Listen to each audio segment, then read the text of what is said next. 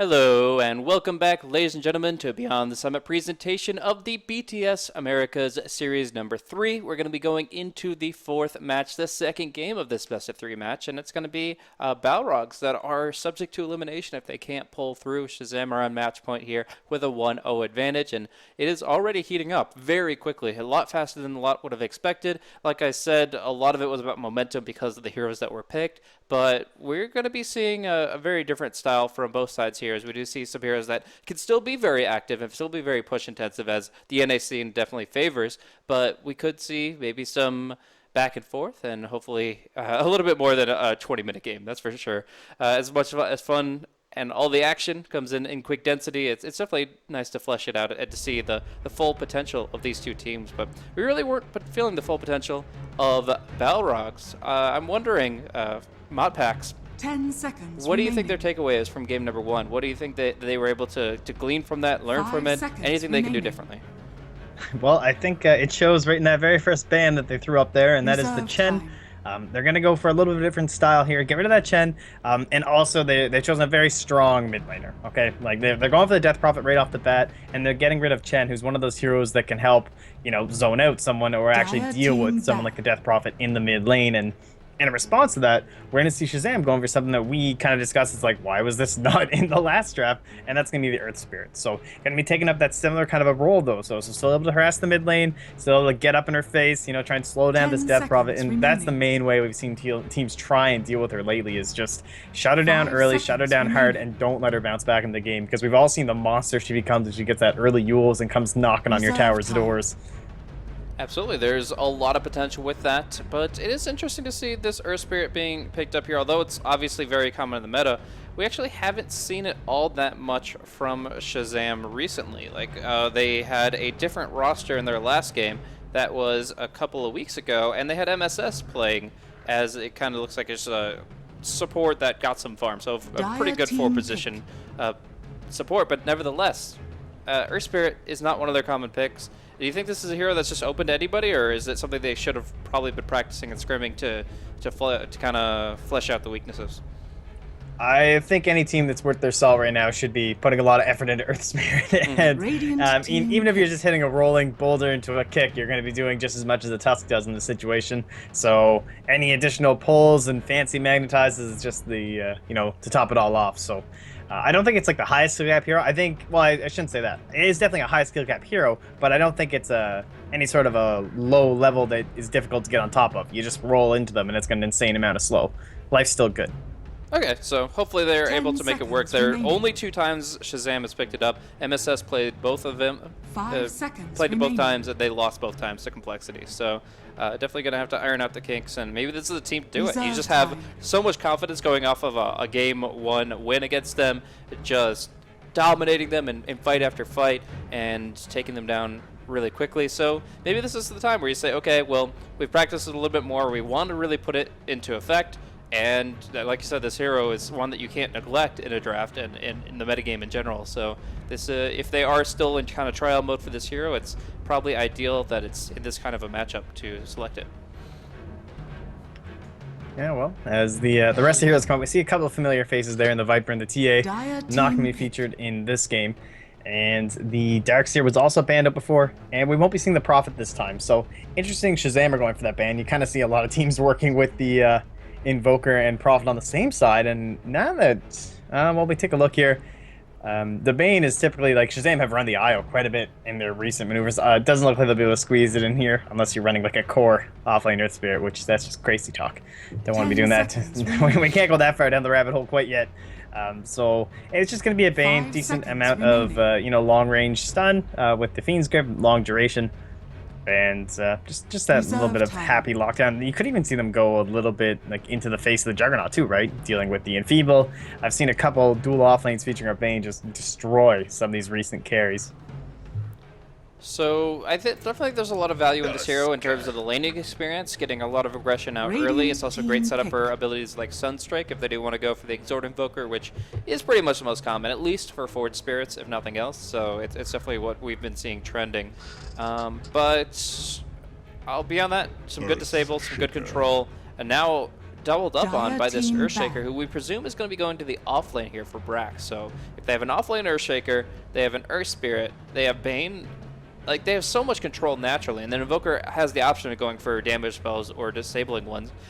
I feel like Balrogs already have a chokehold on them. How do they move? remaining. How do they react to tough situations other than the defensive snowball, other than the Grave? I mean, those are good spells, but they can't Radiant solve all your team problems. back. I'm not sure. It's not going to be quite as easy in terms of the design of the draft and the push here for Shazam. Like, instead this time, Braxy can't just stand there and, you know, come at me, kind of a stance. He's going to be more 10 lurking on the seconds sides. remaining. He's going to be looking for these big setups and the Echo Slams into a multi-man Fisher where 5 he's going to be seconds setting it remaining. all up here for your mid lane. Like, CCNC going to be going to work. I really like the Slark Dire ban. I team considered that for the last game as well, but it also would have been another really solid choice here. You can kind of get a pounce into a Sunstrike as a nice little combination that really helps Slark get snowballing early, right? Couple quick kills, get a Shadow Blade, and the game suddenly seems like it's impossible against that hero. I think we've all been in that situation before. So we'll see. Probably, I'm kind of thinking something along the lines of like maybe the Morphling, since you do have the strong support in the Bane. 10 Could be seconds what they're remaining. thinking here for MSS. 5 seconds Well, remaining. we've got 5 seconds left and then a reserve time of 30, so Balrogs, they obviously need something that can Reserve time. get involved early because Shazam obviously have strength in the early game. They have the potential to push beyond the Death Prophet. The healing ward for the Juggernaut could be really strong as well. So you're really just looking for a tanky offlaner that can withstand gank pressure, that can get out of tough situations. The Tide comes to mind. I mean, he definitely has that option, but it's going to be the Slardar pick that they're more comfortable with. Radiant Enables them to go team for pick. Roshan a little bit earlier. Obviously, there's a lot of physical damage already on the table from 3 of their heroes, so it just kind of falls into place really well. It's kind of what you would have expected from like 6.85 and that kind of thing with the Death Prophet on top, but it still works pretty well between the heroes and their synergies. Yeah, we would have been like screaming for this come the pick of the Tusk or even the pick of the Juggernaut 10 seconds a couple remaining. batches ago when Slardar was king. He's fallen off a little bit now, but in 5 terms of seconds being a solid remaining. offlaner who can still take advantage of the Iron Talon. I mean, I've seen it plenty still. It's definitely still Reserve A-okay. Like, go into those camps, he can do just fine with the Tango and keep his farm levels at a respectable level and still get a decent blink. Speaking of which, where are the Bat Riders today? That's another one that's been kind of ignored here, but again, the whole synergy of the minus armor, the vision, you're still getting quite a bit out of the Slardar pick, and I don't know. I still like the Morphling here. Maybe something a little bit more AoE, like a Sven, if you really wanted to go like all out, and okay, or we'll just rattle out in a different method. So this is pretty interesting. I feel like there's a lot of value in the Terrorblade, even when the Juggernaut picks up the Battle Fury, but it really is just going to come down to the Brax having a good time. If he is able to get a Blink Dagger up soon, then they don't really have to worry about the early game weaknesses of the Invoker and the Terrorblade because the Earthshaker is always going to be there. He's the one you can rely on to get the first stun so that you can follow up with all the others. I feel like overall their lineup works really well early, mid, and late. It's able to round out damage and disable all these different aspects that you want in a very synergistic strat and in a kind of long-term strategy, but I feel like there is a possibility that we see the exact same thing as game 1, but flip-flopped, where Balrogs have the heroes, 10 and if they get a seconds couple kills remaining. rolling, they can just start taking massive objectives without any contest. Yeah, for sure. Anytime that you're running a Terrorblade, like, it's extremely risky at the early stages, and you're up against a Slardar and a Tusk, and if that Tusk shows up and just gets a single snowball, maybe he brings the Slardar on top for an easy Slithering Crush before that blinks out, you're going to be watching the Terrorblade drop extremely fast if it's caught up with a Shadow Wave. There's a lot of very serious threats here, and I'll be interested to see what they want to do with MSS. Like, are they considering some sort of an offlane to try and match themselves up the like, you know, try and go up against a solo safe laner, and instead it'll be the quick little TP, the classic maximum efficiency. Yeah, and Sand King here. the efficiency of shift queuing your courier so that it could walk all the way back to Fountain all by itself, and then but he doesn't deliver your have to wait items for the back to you time. after that. Oh my gosh, that poor courier. He's got his work cut out for him. This is like the intern that you just got just fresh out of Look school, at this. going in, trying to find some good workload, something that'll help him learn and They're improve. smoked And- past the early award. yeah. I mean, they got the snowball. They should have the opening, but it's not a good opening because we have so many heroes that can just counter-initiate. Like, this is 4 heroes, not 5, and they're going into 4, possibly 5, with the Earthshaker Fisher. Like, I feel it would break down very quickly, But they're still looking, and if they see the Invoker, they're just going to go right on him. There's going to be the snowball. They're going to only get a one-man, nope, yeah, just a one-man crush if they follow through, and this will be the first blood on the Invoker, as the Fissure only proves to segregate Shazam's heroes. They cannot help but watch CC and C fall. That's also going to be the bottom rune, of course, claimed by Balrogs, and Invoker is just going to have to book it, actually TPing to the top, so that he can claim that banner rune, because they can't just sit on it for the 20 seconds they would need. They need the Invoker to get the early experience, and they trade the 75 gold for that The battle begins. privilege. Yeah, so in the end, that's going to send him pretty far back here. Someone else might have bought him the TP, did they? I wasn't really. I would say, yeah, wasn't he's paying looking at attention his items. There's no way he could have afforded it. So it was actually Stan King, exactly. I believe. Stan King started off with the Courier, the Tangos, the TP, and the Clarity. So he definitely expended the last bit of gold there. So it was a Bane TP for an Invoker, but nevertheless, a first-blooded Invoker. Gonna be off to a little bit of a rocky start here. It felt like they were reading the situation so well. Like, despite having the ward, they were still playing it really safe. But, you know, in the end, it is a Tusk and a Slardar. No matter how safe you play it, one moment of vision, and you just saw the consequences of that. And Suta, he's trading with the Bane, not usually the hero that you want to do this with, but early on, the Brain Sap, you know, it's not that much damage in terms of the whole return, so try and trade as much as you can right now for Suta while he can enjoy it. Yeah, definitely bullying his way into the lane while he knows the Earth Spirit is elsewhere. And MSS is not going to be like going in hard with meta or anything at this point. So sometimes you'll see like the level 1 Metamorphosis play just to get guaranteed CS, but he's relying on Stan King to get that zoning on, and so far he's been quite successful. This Dire Observer ward here, okay, I'm sorry about that, guys. This is complete miss there, but it's going to be just Tusk snowballing in, and the Spirit Siphon plus the Crypt Swarm doing work. Is there anything more to it? No, I totally missed out on that with who I was looking at this ward and trying to figure out how close it was. I was seeing what vision they were actually getting here from the Bane in terms of what he was doing. So no, I missed it too. Don't feel bad. All right, well, That's just life. Twitch Shadow make me feel bad. It's okay. They'll take that job. I mean, that's whether or gonna not you happen will. anyways. So All right. Well, we do have, with the help of the Flame Ward, Stan King pincering in on Sota, but there's the Earth Spirit's leaving the lane. He's not here to contribute, so Sota will expend his last little bit of mana here to continue to get the better of the trades, and Tusk is going to be able to come in soon, and the Radiant don't know about it. So this could have been very dangerous. He may go stuns, but the stun actually doesn't connect, so there is not going to be any follow-up from Jericho. yeah, they don't know the Tusk is here. SPG, I think he just spotted him though on that ramp. It's likely they're going to cross paths now, and that is going to be SVG just trying to make the movement, but under the vision of the ward. It should be Slardar to just be able to walk away. Up top, Brax. Okay, Jay, this movement, he's actually going to find the Invoker. He just tiptoed past every ward. That is actually incredible. Oh my god, that's insane. It's like he knew exactly, like he's got the vac turned on, man. Like every single movement was so calculated. It was so perfect, like just barely staying in the fog for the snowball. Unbelievable. Yeah, like I actually couldn't see it exactly, but if he didn't move down the steps too far, we're going to see our Spirit actually going to be gone on by the Tusk. That's like a really good disengage with the Rolling Boulder. They have now been fully committed under the tower, and it will be some decent damage going the way of Jericho, but he's going to Healing Salve up. The Sunstrike was off the mark, and Earthshaker, does he have the Fissure? No mana for that Fissure means Jericho walks away. But no, if the, I'll just double check bottom. Okay, we're good. So if the sight wasn't there when he stepped down the steps a little bit, I think he even got behind the tree line right before the Earth Spirit came up the steps. So there's a possibility that they didn't see the Tusk whatsoever until the second the same snowball came through. Not even his path to the Invoker, but just his path in that entire quadrant of the map for the minute prior. So it's just very lucky, but also fortunate movement. Now we're going to see the Death Prophet gun on for the first time this game, and SVG just can't finish the job. That is going to be Fairy Fire Dota helping out quite a bit, and now with the Crush connecting, the Ghost Walk will be forced. And it doesn't even go for the YOLO Crypt Swarm. No, it's not going to be enough damage here. And the tables definitely have turned in the mid lane, it would seem, this game. And you kind of talked about like seeing the mirrored effect here, and that is definitely one place where we are going to see the Death Prophet, already known as quite the lane dominator this patch. It makes it even easier when you've got a, you know, all kinds of Tusk snowballs coming into your lane. And here we go again.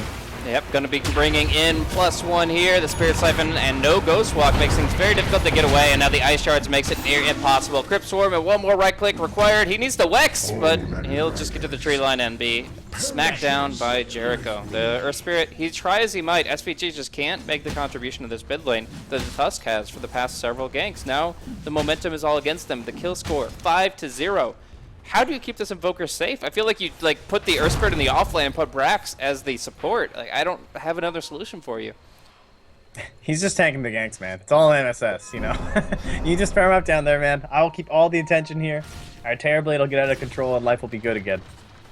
But honestly, that certainly is the effect that is happening here, and I really don't know what you're going to do. Like, the Earth Spirit just needs to stay nearby. He needs to be in closer proximity. Each time he's just far enough away they can't quite get it. And Bane? They're going to have a Nightmare, but yeah, they got Metamorphosis. They're going to pop everything on him. Reflecting will kind of counteract the sprint movement speed boost, and he just needs like 3 hits. The Sunstrike will give some vision, but it won't actually allow them to kill him in the trees. The Brain Sap is there, but the last auto attack is in the midair, and that is going to be a Slardar escaping. And although there will be some tower damage to pay, it's not going to be the actual kill of the tower. And in fact, we look up top, the poison as well as the snowball coming through. Brax able to do nothing without an aftershock means he goes down.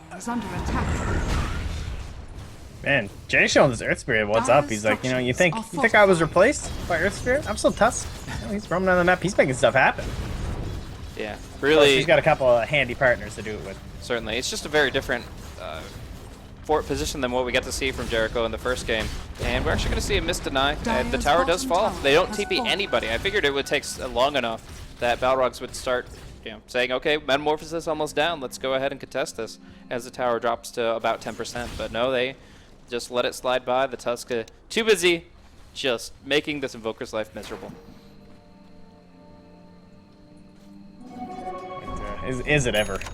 You look at the net worth, he's now 1,200 here, aside the Death Prophet. Still second on his own team, though, because Brax as well. I mean, this is a rough lane. Earthshaker is not one of the offlaners that has a very good time with Iron Talon. Not much to offer there. CC&C, oh my god, does it get any worse than this in this game? Oh my, another death here for the Invoker. Just look at the KDA. 4-0-1 on the Death Prophet. That's 5 assists on the Tusk, as well as 1 kill.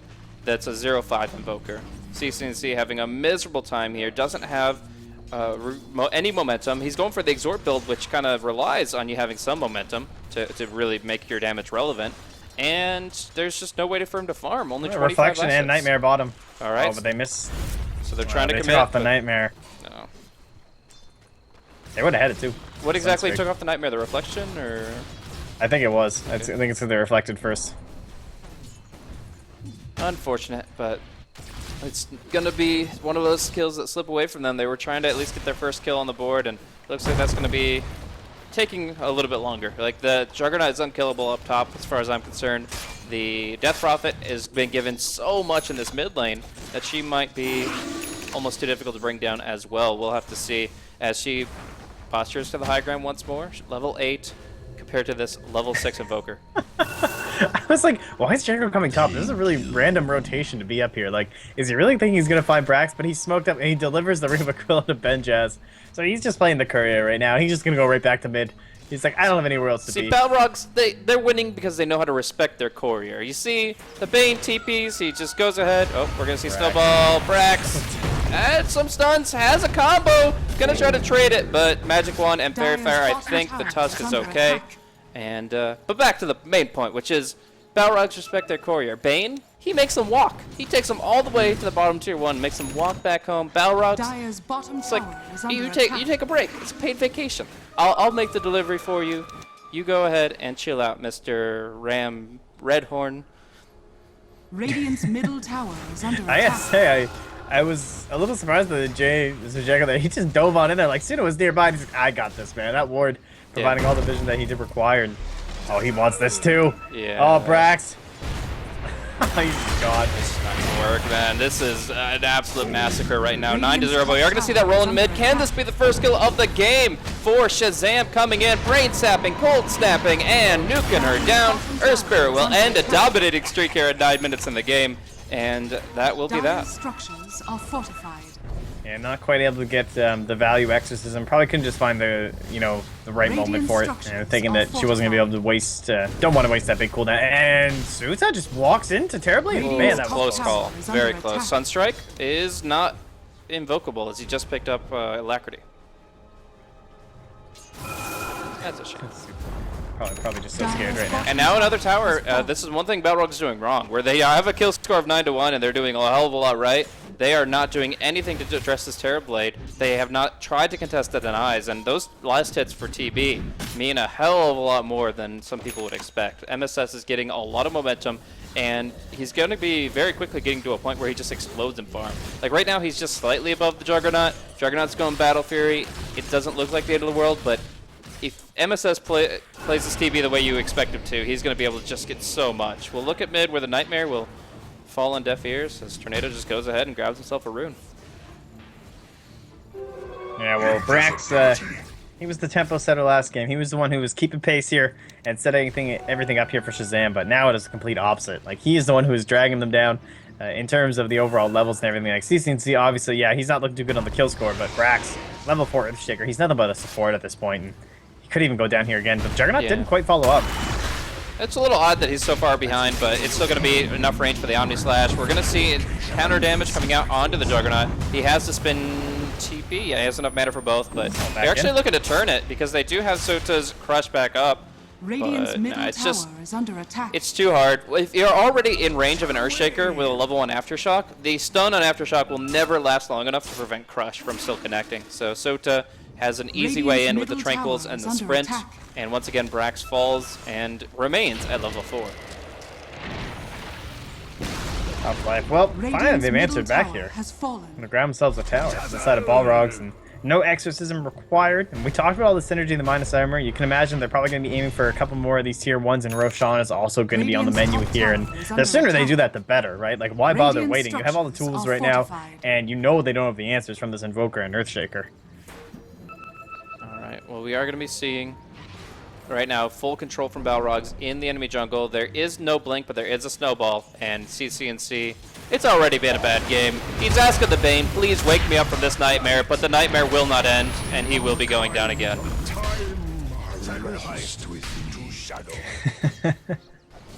That's rough, man. I can't even imagine how he's feeling right now. He's somehow still second on his team, which I don't know who that speaks for, really, right now. Like, what's going on here, guys? I need a hand, or I need you guys to be doing something. He's got a hand. It's the hand of Midas, giving him the money. But we do see here the Dazzle needs to get a TP out as soon as possible. Grave TP available, and no stuns against him. They'll just walk away as the Radiant Ward sees. They're afraid of Jericho, man. This guy is 2-0-7. This Tusk has found kills and blood everywhere. They see him walk through a ward, and they know that's not something they want to pursue. There's no way that you surprise the Dazzle with damage. You're not Laguna Blading him. You're punching him, maybe Enchant Toteling him. So Dazzle's going to get the Grave in that situation. And those 5 seconds is all Balrogs needs to find themselves 1 or 2 more kills. Yeah, it's a hard game. That's the case here. At least CCNC can be happy that this Midas does give reliable gold, because they're on their way in back. Oh, the snowball is actually going to allow him to still do some work here. Gonna get the Walrus Punch onto CCNC before he gets nuked down, but Nightmare seems to be in the wrong part of town. He's going to have to wand just to get the mana for the Grave TP, and might now be no longer an option. Actually, it is. They use the mana for the Boulder Smash. It's going to be Cold Snap that locks him out, though.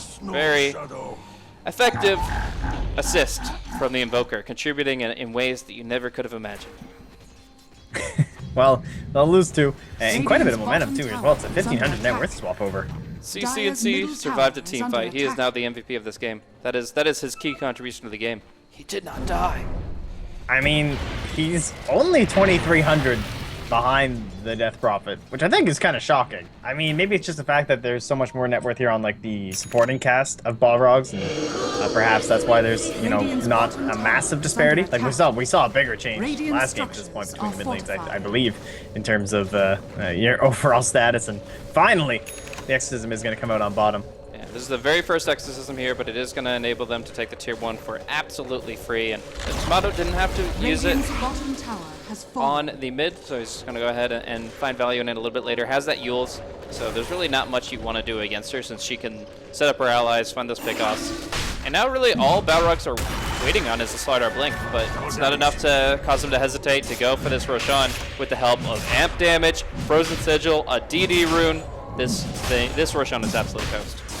Yeah, I mean, we already said, like, there's nothing they can do. Shazam don't have the answers. There actually is the Echo Slam at this point, so... but no means of initiation. You don't have anyone who can help out. I suppose maybe if Earth Spirit can, you know, get some sort of a fancy little play here, but... Maybe. Can you imagine if he, like, kicks them into the pit for the Echo Slam? Who knows? That's their comeback play here. All right, well, we will see if the dream can be real, if something like that could truly happen, but for now... Kicking the Echo Slam as they're coming right from this high ground. The dream. All right. Too good. Absolutely too good. But we are going to be seeing here, Invoker at least has the Meteor, still Cold Snap, doesn't want to use it on the Juggernaut, but just about anybody else, it gives them options. Self-fuels for Death Prophet makes it tough, Tusk, Snowball, Spin from Jug. Is there any good target? We'll see. There's going to be spear damage coming out. Benha's going to go ahead and spin, and while Suta goes in, miscommunication, but it doesn't cost him the starter as he's able to get back, and the Healing Ward bringing Benha's back to full. Middle tower is under attack. And Suta has Mangos. Who needs mana when you've got Mangos? And I mean, there's no hero you'd rather have on your team right now than Dazzle. MSS goes in, gets crushed immediately, will be focused down so easily, but there will be a massive Meteor Deafening Blast, Echo Slam combo, and we're going to see SVG pop the Magnetize, has Stone Remnants galore to keep it spreading as long as he can survive a little bit longer. Dazzle, though, with the heals, will keep up both the Death Prophet and himself, and they will only force out the Aegis from the Juggernaut at the second half of this fight. Nice stun here onto Benhaz. Followed up by a Nightmare, but really still nothing. And they're going to snowball him in for the Omni Slash onto the Invoker. Can they get these kills? Benha's dropping it. No creep bounces. He's doing massive damage, and he gets the crit onto Brax. Brings him down. Now he's starting to melt to the strikes of these Forward Spirits, but they'll clean them up no problem at all and go right back to the Tier 2 tower. Backdoor protection is still down, and Tornado is just using all his damage. The Sunstrike could have been amazing, but it still probably wouldn't have been enough. They get to Tier 2 tower. They get a 14-4 kill score lead, and I gotta say, while the MSS bait with his TP was really cool, it did not play out the way they wanted it to.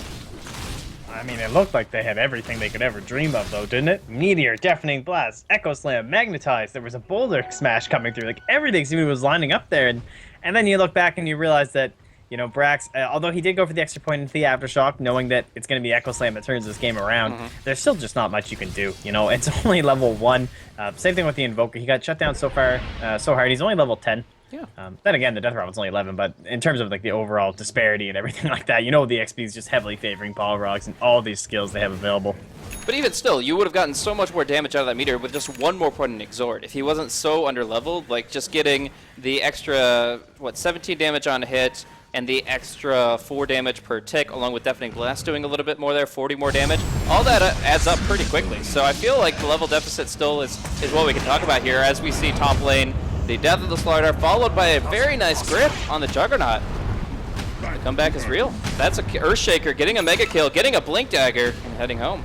Mid lane, MSS connecting with a few spells here, but it is going to be the Dazzle the Grave himself, while the hard commitment comes in from both Jericho and Tomato, and they will kill off this Invoker while letting the MSS go free. So all in all, it is a 2-for-1 across the map, but I would say that Shazam are very happy to get that Blink Dagger up all of a sudden here onto Brax. Yeah, certainly the hero they would want to get any sort of an infusion of golden on top of right now. It's going to be Brax, right? Like, this Echo Slam, it's the big thing. It's the big wombo. Sets everything else up, and a little unfortunate that they did lose the Invoker mid. And trying to take an opportunity, knowing that those 2 cores were down. And we will try a little something else here. Nightmare, Fisher only on the 1, but at least it'll get rid of Jericho. So it's definitely something. We're going to see a quick little pop here of everything the Terrorblade has. Then what are they really going to get out of it? Like, the Tier 1 tower's not going to be going down to them, despite him having just picked up a Manta style.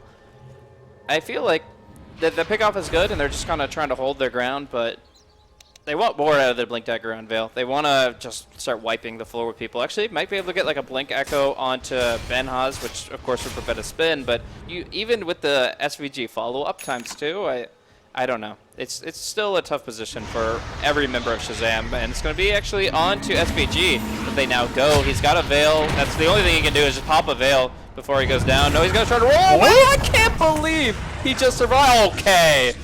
Okay. Ice Frog, give this guy a break, please. He thought he had it too. But the Rolling Boulder, of course, does not destroy auto attacks. Death Prophet sends him to his belated grave, and that is going to be a 2-0 now. Balrog's pushing where a tower's already been destroyed. I'm not sure why they didn't stay top. Well, maybe just sensing the Echo Slam down, like they can get in a somewhat of position for the tower. The Echo Slam setup, at least you can posture right now, right? Like when he comes back up, you can split up, you can still have some vision on the high ground while also still separating yourself for the Echo Slam, watching out for Brax, and that's really the only way back into it. All right, but Balrog is already committing to a fight here. He's going to try to hold them out of the base a little bit here. We're going to see the jump though. Brax gets the Echo, Fisher across, but still Death Prophet is able to keep herself alive. Her Exorcism Spirit's still doing some work, but the Magnetize will dissipate, and the Fiends will just connect on the Tusk. So, Tier 3 tower, they lose the Solar Dart and the Tusk, and from there, Balrogs are starting to lose options. I mean, they committed hard for that. If they can, like you said, perfectly Delta Split and Echo Slam, avoid all these different sources of damage, then sure, great, but they got crushed by that Echo, and now we see they're going to be losing heavily for it. With 1 or 2 losses of life, with a loss of the Exorcism cooldown, now suddenly Balrogs can't take an engagement, and they'll do their best, but I feel like Brax has the upper hand here. Gets a Fisher across, great deafening too. Aftershock onto Suta, and there's the Omni Slash coming through. MSS will fall. Ben Haas with the double damage rune, but he's getting kited. Can he actually kill off the Bane? There's going to be a Sentry Ward to finish off the Ichor of Nektasha. We'll see the retreat of Invoker, but in the end, it is going to be kind of a back-and-forth situation here. No Exorcism up for a minute, but it seems like no hesitation for Balrogs. They have already committed enough for this Tier 3. You got to go in all in now. The Healing Ward will fall, but they still look to take the Rex. Yeah, I mean, Shadow Amulet, unfortunately not able to save it. He had a sick play, though. Not often you see a Shadow Amulet play. He had one from the high ground that helped save that first initial fight, but of course not going to be enough there. Yeah, they went mid, and they're just like, you know what, this might not be the best plan. Let's regroup here. Take control of this jungle. Keep squeezing them out. Keep an eye on this Terrorblade. That's your main goal right now. And just, you know, get rid of these towers. Decrease the overall gold that's going to be coming into Shazam. Choke them out, and possibly even wait for that next Roshan. It's not that far away. Yeah, I think that's an okay timer for them to work with here. The Second Life is going to give them a lot. You don't really have great Aegis carriers. Like the Juggernaut's probably going to be the one to pick it up, and it's not bad, but it's definitely not the... So there are some heroes that are amazing with the Aegis of the Immortal, and I wouldn't say that Juggernaut is really the top of your list, but still able to just probably going to be using Manta to send his illusions in to keep on poking away at barracks while the Earthshaker is out of sight. And if he has to commit with 1 life hard, he can still do a lot with the second one. So we'll keep our eyes out for that Rosh timer. It's actually going to be spawning in 2 minutes time, so it's 2 minutes Shazam have to work with here before the big fight, before they can either cede the Rush Pit entirely or try to make a play for it. Yeah, and of course, during that time period while they wait, you're seeing these big items come out. You've now got the Black King Bar on top of that Aether Lens here for the Death Prophet. You've got the BKB now coming out here for Benjaz. Not the most common item for your Juggernauts, of course, but very solid. We all know, going back in, it's AoE magic damage. It's always the key to comebacks, and even though you've got the spin, you can't be spinning all the time. You can't deal out your massive damage while you're spinning. Just get the BKB and close this one out. You can hit buildings while spinning, so you can probably well, use... I mean... in terms of, like, fighting. Yeah, I get you. But what I'm thinking is that means that now the Juggernaut can just waste spin on Rex. There's no problem with that. Going Blade Fury on the barracks, and then if they try to do something during that while it's on cooldown, then they'll just pop the BKB and be ready for the fight. Yeah, no, it's actually a massive advantage to getting the item in this certain situation here. And, well, Suta's smoked up here, but, you know, no one's around, buddy. Yeah, so they were expecting... It's okay, bro. Yeah, so they were expecting a big Rosh fight a little bit earlier. They were expecting the... I guess the worst case scenario of an early spawn. Do they have a second smoke to fall back on, though? It doesn't look like it. So they can't just re-smoke and wait for that rush spawn. It is going to be a waste, and it is going to be harder for them to actually get in this position. We look at the wards for the Dire. Balrogs setting up this play, setting up this easy rush. And although there is now an observer ward here for the Shazam, I'm just not sure they're fully confident. They still have yet to pick up their last smoke, and I feel it's essential that if they look to contest the pit, they do it while the enemy doesn't see them. So with this about to spawn, it's going to be... Oh, it's going to be so close if he sees it. No, he's not going to see it. That's the second illusion. Oh, he sent a second. Perfect. So So they'll keep tabs on it. It looks like both sides will be aware of it spawning. But the question is then what is to be done? Oh, Stan King is to be killed is pretty much what we're looking at there. He didn't even have a ward, so I'm not fully sure the intention there. Just trying to get eyes in a new vector, but of course now the ward is in play, and now Roche gets to die. Yeah, and they know where Brax is too, being one of these key heroes for this engagement. It doesn't look like they can do anything. They don't appear. Yeah, without the Invoker, I mean, you need his full combo. It can't just be the Sunstrike. So this will just be rather. Oh, Brax. Oh, quick blink. We'll survive here. Yeah, so it's going to take a little while, but in the end, it's going to be an uncontested Roshan. Balrog's taking the Aegis, putting it on the Juggernaut, and again, with this BKB, they have ways of making Rax fall, so we'll keep eyes on it here as we have a 5-minute window. I do feel like Balrogs are on the clock for this one. If they do not take at least one barracks in this 5-minute window with this Aegis the Immortal, I feel that Shazam will be on the comeback train. Yeah, for sure. I mean, you've got this Invoker. He's out split pushing the map. Drums, Blink Dagger. We see this quite a bit lately in terms of the Exort build. You're just getting your Forge Spirits out, keeping your net worth up, and you're so hard to catch, right? Because you still have Ghost Walk to fall back on, your Blink Dagger as well. And they don't have something like the Spirit Breaker. Their best bet in that case is the Slardar, and although he's good, he's not global good. So CCNT does certainly have some sort of way to get his own little GPM back after some slight issues in the mid lane. And yeah, it just all comes down to the Wombo combo and those fingers on the BKBs for Balrogs. Alright, here we go, the flank to fight. Brax looking for the big Echo Slam play. He's got the smoke, he's got the high ground, he gets the jump, but it's just going to be a whiff. He uses both spells and doesn't get anything. It's going to be Brax going down, it's going to be the BKBs coming out, and it's going to be SGV fallen as well. SVG not too happy about that one. We do see Shazam now completely on the ropes. Their barracks are falling. The jump goes in. Invoker might die for the 8th time this game, but they say objective gaming. We'll watch ourselves. Let's pull it back. We have taken the barracks, and we'll walk away with that. This was the dream opportunity for Brax, but unfortunately it just doesn't pan out. He drops the Fissure in a good spot onto 2, but he also dropped the Echo Slam. He got revealed at the high ground, and the second you get revealed, you have to make the jump, because of course they can see you, as the words would imply. So as soon as Brax lost his smoke, he had to commit whether it was a good opportunity or not, and while the Fissure was good, the Echo Slam was almost desperation. Yeah, exactly. He knew there was no chance. Like, the second that happened, he's like, well, I don't have buyback, so I just need to press R, and unfortunately his one target, the Slardar, did get the blink off in time, so it ends up being a whiff on those grounds. So they lose the Rax. They certainly have the heroes to go up against it. It's definitely not game over here, but the pincer is closing in here on Shazam. So it is going to be, with one lane of Rax, constant pressure that they have to counteract. The TV is okay pushing that out without risk thanks to his illusions, but just in general, it's going to be a nuisance for them. It's going to be less than golden experience for them. It's going to give Balrogs more options to open up the map, to move, to find kills, and one pickoff could easily lead to the destruction of the World Tree, the Radiant Ancient. So it's not a great position for Shazam. It's just Balrogs that have been able to Roche after Roche execute very well with their lineup. And while the Earthshaker had his own little mini comeback there, we just haven't seen the glory echo that they've been requiring. Secret agents up here, man. They're going in deeper. I don't even know. Like, what? I guess I know exactly what they're trying to do, but actually going to be Stan King now caught out. Nightmare or not, it looks like he's going to be in some trouble. And yeah, they will follow through. They will get that kill.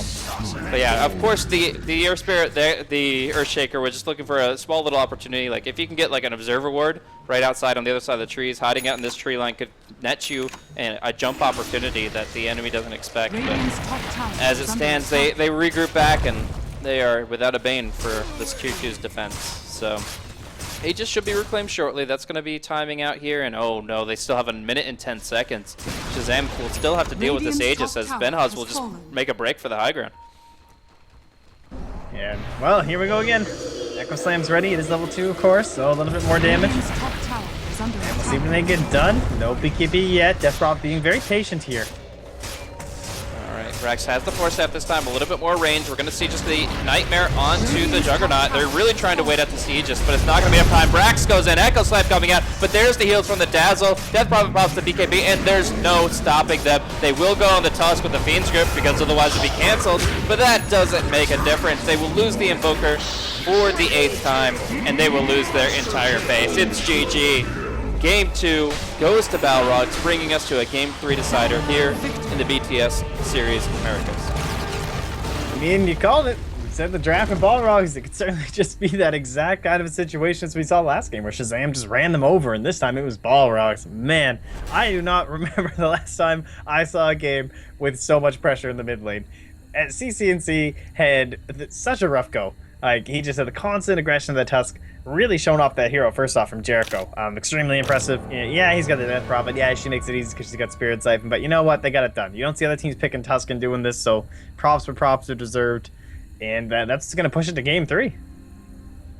Absolutely, man. And this is going to be a pretty intense one because we obviously saw some very fast-paced games from both teams. We got to see some really great aggression coming out of Shazam when they got the Chen, but like we saw, that's probably going to get banned out in Phase 1 if Balrogs don't get to pick it up. And from here, Balrogs, they found a really good high execution strat that we're able to just move forward. A lot of aggression, obviously. The Tusk is actually something that I would consider banning out. Yes, the Earth Spirit is the tier 1 roaming, ganking support, but that Tusk play was just spot on from Jericho. Really, really good stuff. So, Invoker, frustrated.